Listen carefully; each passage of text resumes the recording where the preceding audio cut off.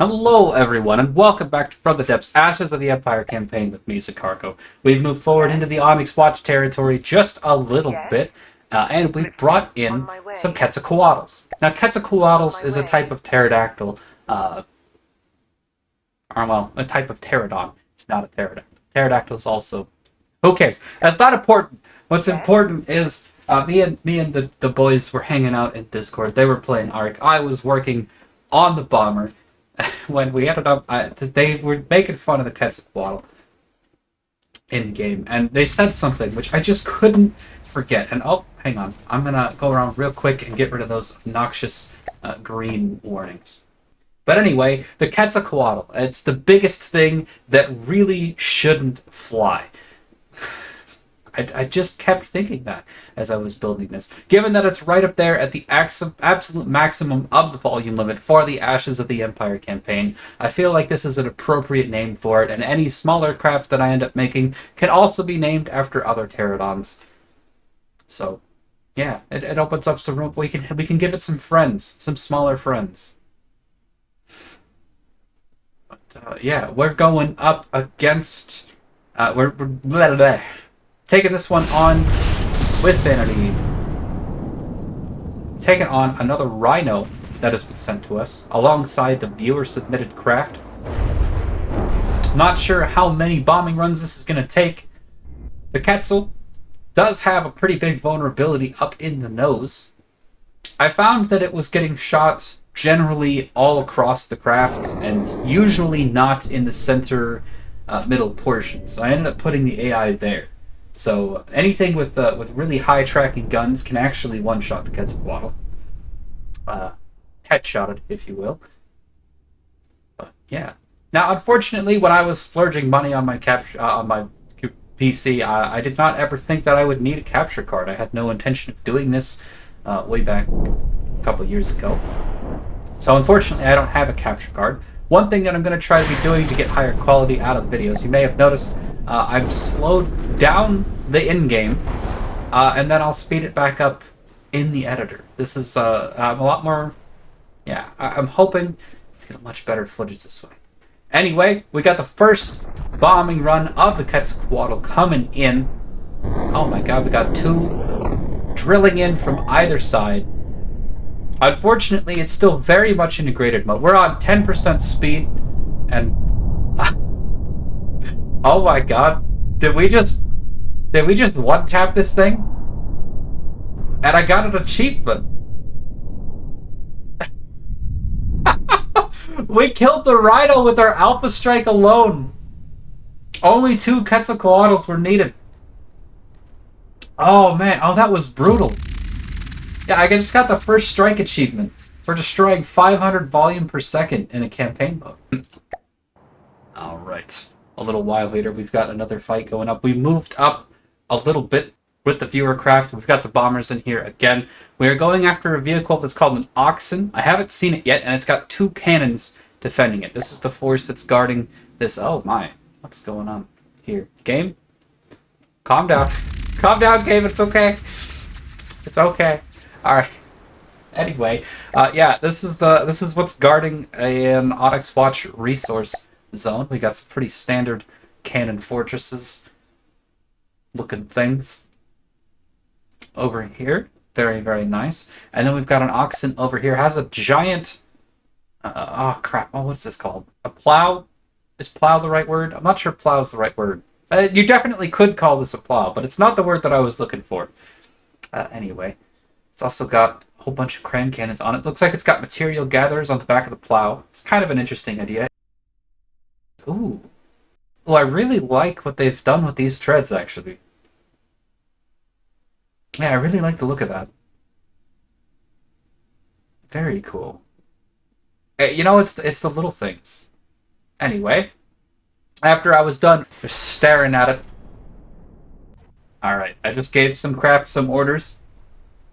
Now, I did kind of give the bombers a target prioritization card, and the problem with that's a good thing to do sometimes, but the problem that it's having right now is that you can't assign them specific things. So I was going to have one bomber hit each fortress, and then one bomber hit the main craft, and oh, game.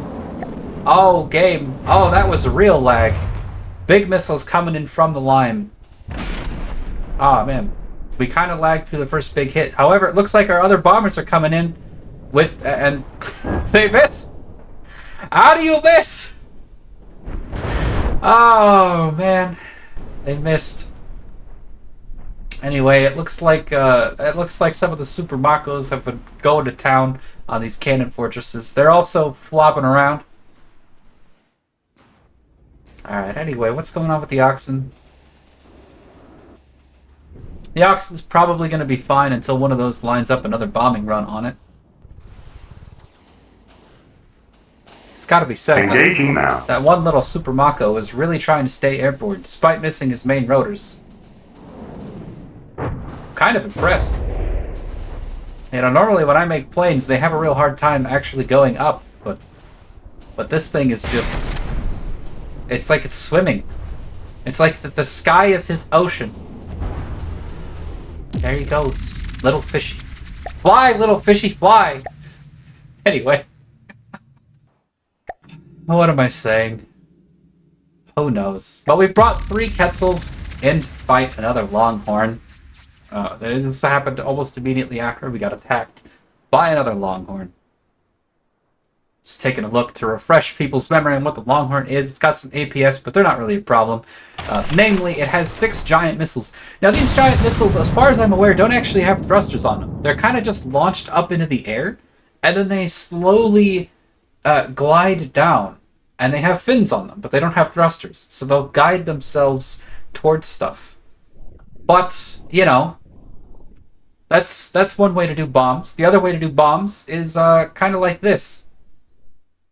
Some people like one big cram shell. Oh, man.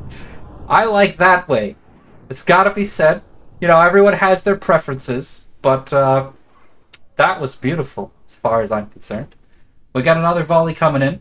This one, it might miss a little bit. Yeah, it's hitting the top. Kind of missed. Not the ideal angle for that warhead. That warhead's kind of wide angle frag. So coming in at that sort of angle, a lot of fragments missed. And we've taken a hit. This Quetzal drove into a missile. I'm actually 100% certain it drove into the missile. There's no way those missiles are fast enough to catch. And if they did catch it, would have hit it from behind. So it drove into it. I hope the third one doesn't drive into some missiles. Yeah, no, the third one's going to be fine. So the first one just... You're not supposed to eat the missiles. I know that sometimes missiles look like candy. That doesn't mean you're supposed to eat him. However, he does seem to be actually holding pretty steady. His left roll's a little off, and the drag profile's definitely different, so he might just spin in circles. But if he could stay airborne without crashing, then we're not going to lose too much from this fight. Real hope is that the next volley from the Quetzals will show this guy who's boss. Here it comes.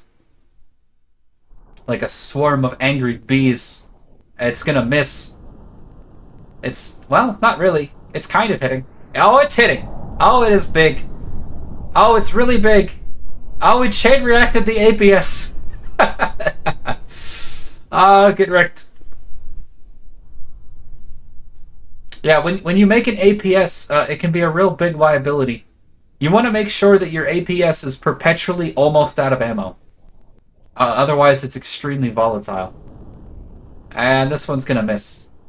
Basically. Oh, nope, this chain reacted something. Yeah. Almost all of that bombing run missed, but some of it caused enough of a chain reaction to win that fight. There we go. That's how we do it. Alright. Gonna have to pull these out. And I feel like I have a radar craft that's very close, but I feel like it's not working. So I'm gonna go ahead and save and come back into the game and see if the radar was bugged. Okay, so we're back. The radar was definitely bugged. If you ever run into that where you feel like your radar's not working, all you have to do is save and reload. There's nothing too major to fix. But yeah, we can now see where we're going. Ain't that beautiful? Alright, setting up for the next fight. We've got nothing but the viewer craft here, and I want the limes to sort of take the front in this one. Normally I spawn them quite far back because that's where they like to fight, but we're gonna spawn them up. We're gonna take a little bit of a look-see at how they fight. The limes, I'm actually a pretty big fan of exactly how they fight. So missiles in general, they're pretty good for firing a big volley right up front, and then they take a while to reload. So this works really well with aircraft, and this works really well with evasive things. But anyway, the Lime in particular has 3 forward-facing missiles on either side, so 6 medium missiles in total, and then it's got 2 big missiles coming out the back. I gotta say, I really like the aesthetic of this, and I am working... I'm actually working on a variant of this. So there was definitely some things that needed to be changed about this craft when it first was submitted to me, but I actually really like the design of this overall, and I will be having my own variant made pretty soon. I hope that the original creator doesn't mind me changing it up too much. At least he's had a couple chances to, and he hasn't said anything yet. So be wary of the abomination I'm going to make out of the craft that you've submitted. But anyway, we've got 6 medium missiles coming in from each Lime on either side. A pretty nasty Alpha Strike. And then we've got the large missiles coming in. And boy, half of them did miss, but it still decimated this craft. Very sad. Got the machine guns from the Makos firing, as well as their missiles reloading. Very nice. Very nice. Another volley from the Limes coming in, and that's all it's going to take to destroy this Onyx Watch craft. Very nice. Alright, a little while later, and we're fighting another Onyx Watch Fletcher. Now, this is a design that we saw really early on. It's been a while since we fought it. It's nothing too special. Now, this design itself has a cram cannon and an APS. A couple crams out the sides. The big thing is its main cram cannon is actually very large. It doesn't look like it, but it has a forward-facing cram cannon that is mucho dangeroso. If you can't tell, I'm not a native Spanish speaker. I think that makes it better. Some people choose to be offended. I'll let you decide which one you are. Also, we've got a couple of sub-vehicle spawners on the Triceratops. We've loaded the trike in. I guess I should have started there. We've loaded the trike in, and it has 3 vehicle spawners. It's got 2 scouting vehicles and a skater for some fire support. Now, the trike, I'm not really happy with its armor scheme. I think I need to redo some parts of it because it's so close to the volume limit that we had to skimp on the turret armor, and I just have this feeling that it's not good enough. Yeah, I don't know. We'll see. I'll wait until after this episode to go and fiddle around with that. Is it backing up? Oh no, it's backing up. Oh no. Okay, so the problem here is that all of our tanks are substantially faster than our scout vehicles, and the trike itself is much, much faster. Now, the trike itself isn't very durable. That's why I have it traveling with several phalanxes. So I have fear that what's going to happen is the trike is going to get separated from the group because it's fast. And I fear the trike is going to possibly get obliterated. Shields, it's got to be said, they're not the best defense against cram cannons, which is the main weapon of the Onyx Watch. We've kind of gutted part of this thing, but it's still very much alive. Oh, did we stop it? No, it's going back towards us? Okay, hang on a second. Now our phalanxes are just closing in from the side. Ooh. Whatever chain reacted there was a rather sudden death. Very nice. Quite happy with the damage output on the trikes. So while we're here looking at this bit of the campaign map, I figure I should let you guys know. Opening up submissions for the next faction. Not entirely sure which faction I'm going to take on next. I think we're just going to go ahead and decide right now. Let's say we're going to take on the White Flayers and the Lightning Hoods. Now, I know you can't fight one of these guys at a time, which was my hope. Unfortunately, you do have to fight or declare war on both of them. So what I'm going to do is, you guys are free to suggest vehicles in the comment section on YouTube or the Discord. Whichever one. You can leave a link to the Steam Workshop. Please use the Steam Workshop. I'd love to be able to leave the links to your designs when I show them off in the description of the video. Also, if they have a link to the workshop, you'll be able to find that in the submissions part. We've got another fight coming up between another couple cannons and another oxen.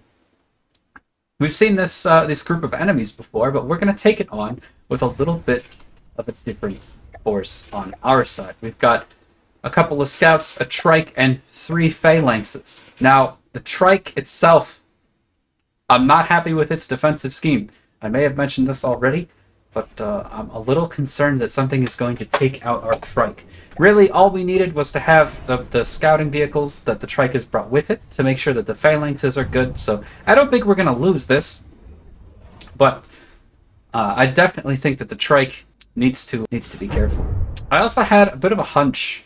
So this is Editors of Cargo talking. So the trike just takes a huge hit right there, and it ends up losing one of its guns completely, and the other one is slightly damaged. Now, what ended up happening here is, in the final variant of the trike, got saved to the wrong folder. So this isn't the finished version. This version barely knows how to control itself. The wheels are not adjusted. They're not even set into tracks. So the thing should have turned, but it actually can't turn because I haven't set stuff up properly. It literally cannot turn. It causes it to drive directly up to the oxen and get shot in the side. Now, normally this thing is way too fast to get caught by, well, any of the Onyx Watch's cram cannons. However, when it can't turn and it drives directly towards it in a perfectly straight line, it makes itself a really easy target for these weapons. In-game Sicargo doesn't exactly realize that he's botched the save and loaded the wrong variant, so he gives it a patrol order to try and have it run away, but instead it just separates itself further. It keeps going like this until the engine gets destroyed, and then shortly after it comes to a stop. Back to in-game Sicargo. Guys, there's an oxen over there that is really way more... Oh, don't shoot each other. Oh, come on. You can do this. Change target. Come on. I said stop shooting each other. Alright. This thing is not turning around. Yes, on my way. It must be the wrong version. It's bad enough that it's the wrong version, but what's going wrong is just going to make this oxen get so far away from the spotter vehicles that the phalanxes might have some trouble. It's really bad. The engine seems to still be functional, though. What happened here? Oh, all of those are just set to main drive wheel. They're not set to the tank preset, so it can't turn. It could just go forward. Ooh. Oh, no. Oh, it hit. Oh, that's our engine. That is our engine all over the floor. That's not ideal. It's probably not the worst. I should have turned this thing off a long time ago. Okay, so I'm a bit of a dum-dum, and I did not realize that this thing's AI was, not the AI. The treads were borked. The controls for the treads are wrong. They haven't been set to the... Saved the wrong version in the wrong folder. I try to keep my designs organized, but every once in a while, when there's, you know, hey, you just save the wrong thing to the wrong folder. It's an easy mistake to make. That's... Oh! That is what making a mistake feels like. Watching my beloved Triceratops get blasted to smithereens. Oh, man. We're gonna have to go back to the... Not quite the drawing board. I don't know, what's a good equivalent to the drawing board? What did you say, that the engineering bay? Back to the factory? I don't know. We're gonna have to recall our trikes. Put out a manufacturer's warning, get them fixed.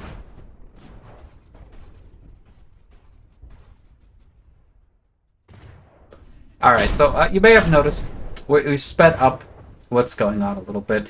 The phalanxes need the spotter vehicles, and they are miles away, so they're not helping. And, oh, well, shit on my pancakes.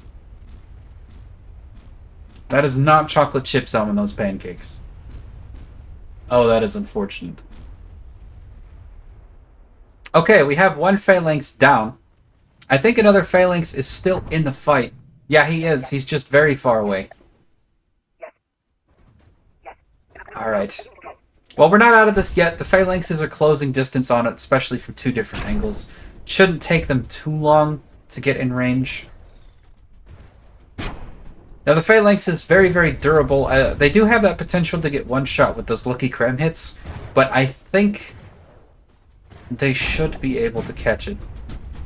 As long as they stay together, they'll be fine.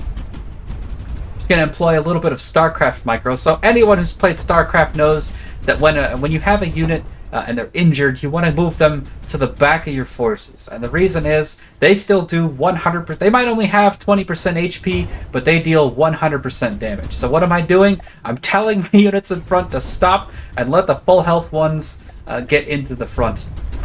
And then bringing them back into the fight. It's actually... it's closer to StarCraft than I was ever expecting from the depths to be. But yeah, I'm just gonna sit here microing their AIs a little bit to keep them together and let the injured one fall back while the full health one heals, or while the full health one tanks, to give them a chance to use their repair tentacles. The Phalanx, of course, meant to be an incredibly durable design. They're supposed to fight in this sort of formation alongside each other. I really like seeing craft fight in tandem. Unfortunately, the spotting vehicles got taken out by something. I'm not sure if they were too far away from the fights or if they got shot down by one of the other craft. I really could not tell you what ended up happening to them. But at some point during this fight, they end up disappearing. They weren't destroyed because I found them later on the campaign map with full health. And we were still in enemy territory, so they couldn't have repaired either. Somehow, they got removed from the battle. And I don't know how. The Skeeter as well. It might be because the trike itself was destroyed. All of its sub-vehicles were taken with it.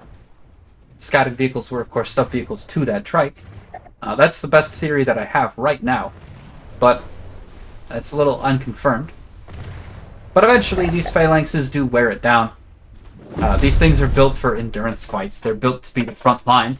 The trike is supposed to be standing behind them if its treads actually work. But yeah. Alright, ladies and gentlemen, it's time for the fight you've all been waiting for. We've got the viewer-submitted fleet advancing. It's being backed up by 2 fleets of Toxotai rocket wagons, so we've got 8 of the rocket wagons here. Other than that, we got 2 limes, an assault tank, and 6 of the Mako assault helicopters. I don't know if I'm saying that right, but whatever. We're going with that. This is the last bastion of the Onyx watch. What do we got? We got that should be the Treadstone out front. The thing is absolutely massive. We got a beautiful looking base. Oh man, that's so cool. Man, static defenses really look great. I haven't actually had to use my static defense yet. Nothing has attacked me. At least, whenever they did attack, my entire army was on standby, so I haven't had to worry about it too much. So I've got everything focused on the Treadstone right out the gate. Let's see where its first cram volley goes. I'm curious, it just exploded in midair?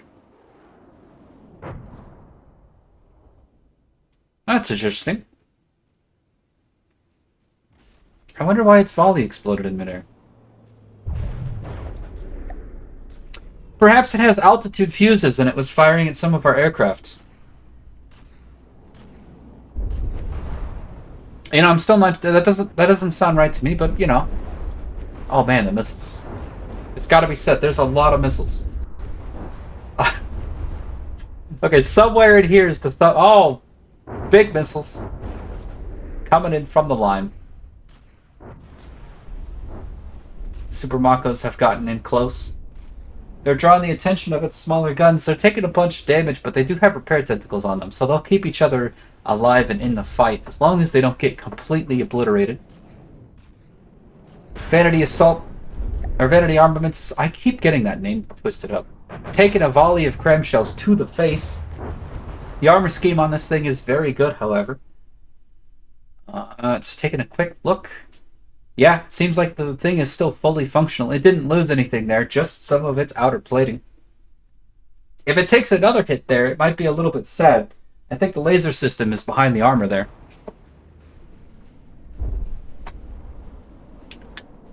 Got a whole bunch of missiles inbound. Toxotai rocket wagons, this is what they were built for. This is one of the reasons I was talking about it. So the Toxotai rocket wagons, if they themselves are tanking something like this, they're for sure getting one shot. Every time this thing fires, a Toxotai would be going down. But because there's one of these assault tanks, Divinity Armament's assault tanks out in front, drawing the fire of the cram volleys, these Tokutai rocket wagons, all 8 of them are going to get at least 3 volleys. You know, even if this thing were to turn and one-shot the assault tank right now, there would still be a whole nother volley of Tokutai missiles coming in before any of them would get damaged. So those craft, they're just very good. They're very accurate long-range missile systems. They're very cheap for what they deliver. They're low-key, so they don't draw too much attention. They're far away, so they don't draw too much attention. Yeah. And this heavy tank, it's got a lot more materials shoved into its armor, but that's because it needs armor. It's making a lot of space for those backup missiles to deal a lot of damage. Looks like that latest crab volley took out a tiny little side gun. Nothing major. We do once again have this slowed down quite a bit. Yeah, the Limes and the Tokutai fight very similarly. The Limes themselves are very effective against the Onyx Watch just due to the fact that their movement pattern is going to keep them safe from cram shells. And as we watch the death throes of this Treadstone, man, the guys, the keepers of the lore who have built these designs, hats off to you guys. They all look amazing.